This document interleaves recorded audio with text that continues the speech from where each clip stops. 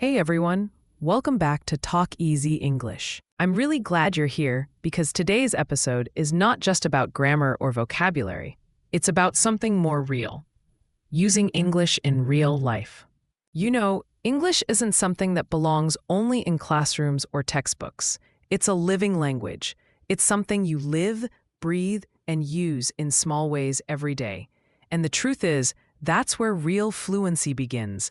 Not in memorizing rules, but in living the language. Let me tell you something real.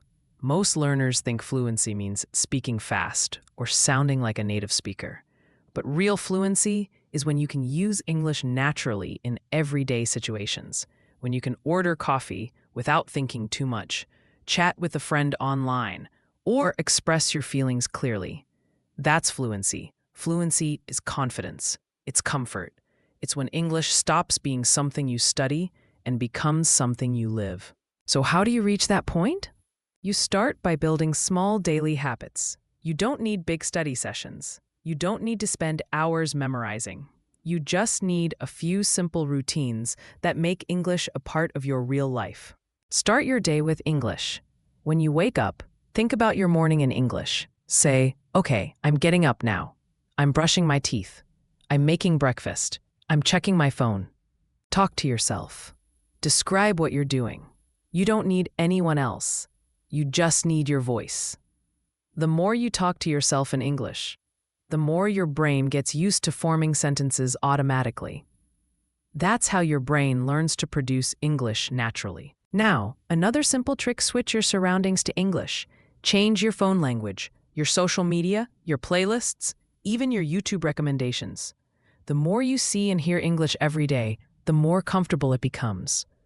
You'll start picking up natural expressions without even realizing it. But here's something even more powerful: create moments of real-life English. Don't wait for perfect situations. You can make them happen. For example, if you're buying something online, switch the website to English. If you're searching for something on YouTube, write it in English. If you're texting a friend who understands English, use it in your messages. Every small use of English trains your brain to think faster and speak more naturally. Now let's talk about mindset, because that's where most learners get stuck. You might think, I'll start speaking when I feel ready. But here's the truth: you'll never feel fully ready. No one does. You become ready by starting, not by waiting. You might make mistakes. You might forget words, but that's part of the process. Everyone makes mistakes, even native speakers. Mistakes aren't failure. They're proof that you're learning. When you speak English in real life, don't aim to be perfect. Aim to be clear. If you forget a word, explain it another way. If you make a grammar mistake, keep talking. The goal is not perfection. The goal is connection. You'll notice that people care more about understanding you than about your grammar. Communication is about sharing meaning, not showing knowledge. Here's another thing that will help you massively: daily storytelling. Take small moments of your day and turn them into short stories in English. For example, this morning I woke up late. I rushed to make breakfast. I spilled some milk, but I laughed and cleaned it up. Then I went outside to check the weather. When you tell your life as small stories, you naturally use past tense, present tense, expressions, and linking words without even thinking. This is how natural English grows. Also, notice how native speakers use short phrases repeatedly.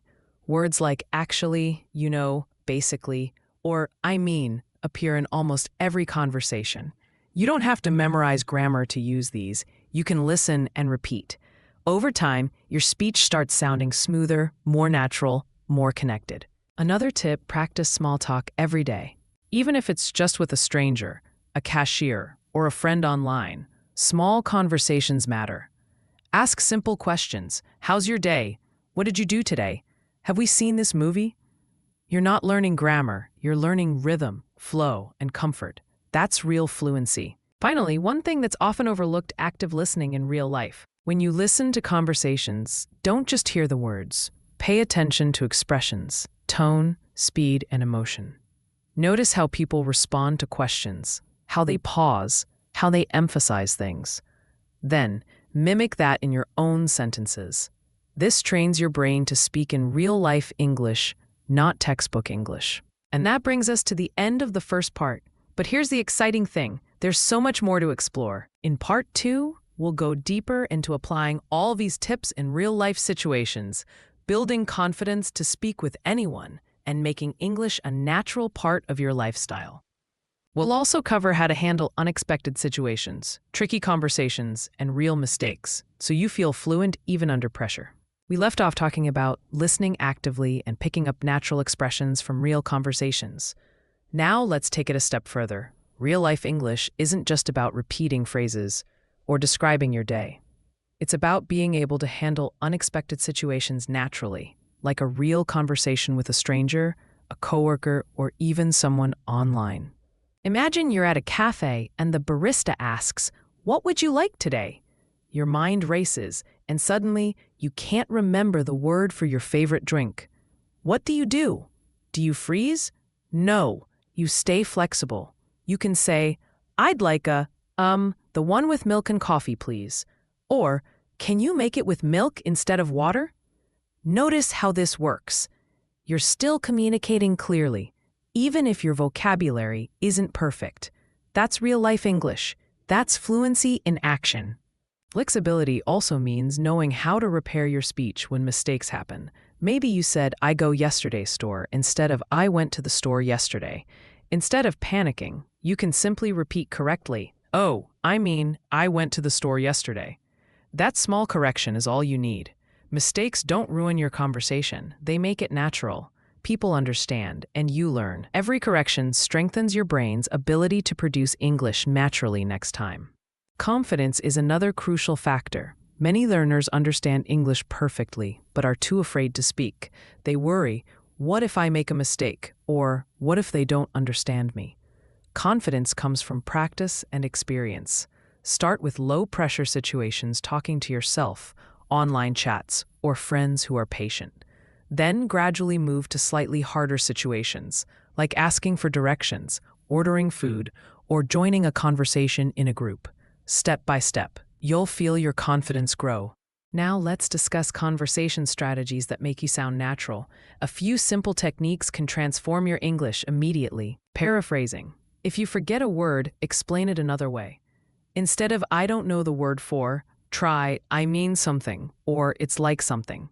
This keeps the conversation flowing. 2. Asking questions. Conversations are a two-way street. Even if you're unsure, ask questions like, "What do you think?" or "Have you ever tried this?" This gives you a break and makes the conversation interactive. Using fillers naturally. Words like "well," "so," "you know," "actually," and "I mean" are not mistakes.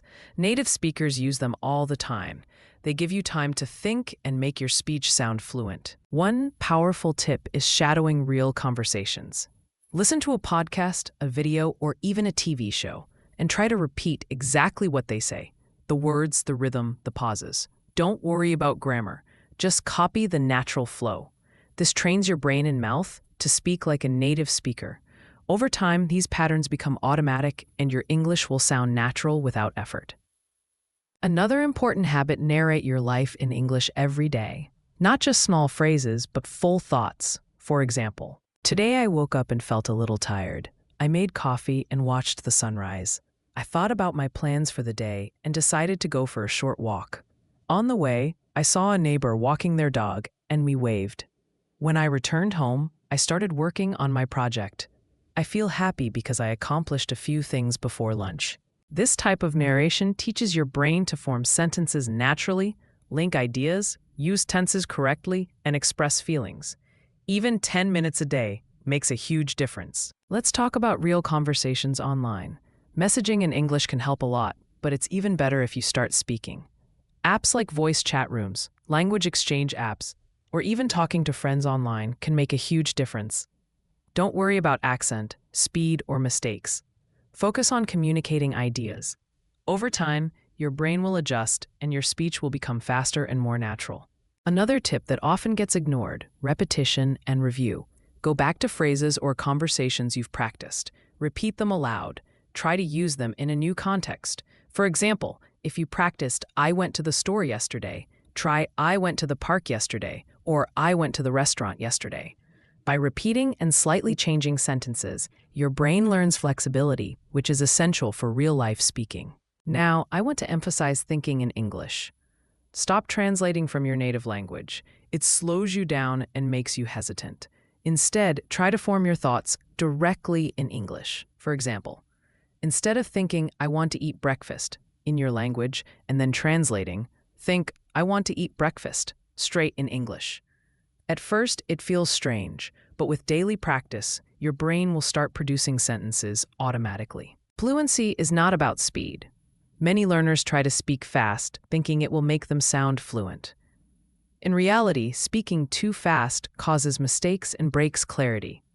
Speak at a comfortable pace, focus on connecting ideas, and let your sentences flow naturally. Fluent speech is about clarity, rhythm, and confidence, not speed. Finally, let's discuss how to keep English alive in your daily life. You want it to feel like a natural part of your lifestyle. Read news in English, watch videos, narrate your day, chat with friends, and practice speaking aloud even when you're alone. Use English in small ways every day. Over time, it stops feeling like a skill you're learning and starts feeling like a language you live in. Remember, real-life English is all about flexibility, confidence, narration, repetition, and thinking in English. Use these habits daily, and speaking naturally will stop being a dream. It will become your reality. And that's it for today's episode. If you found this helpful and want more real-life English tips, don't forget to subscribe to TalkEasy English so you never miss an episode.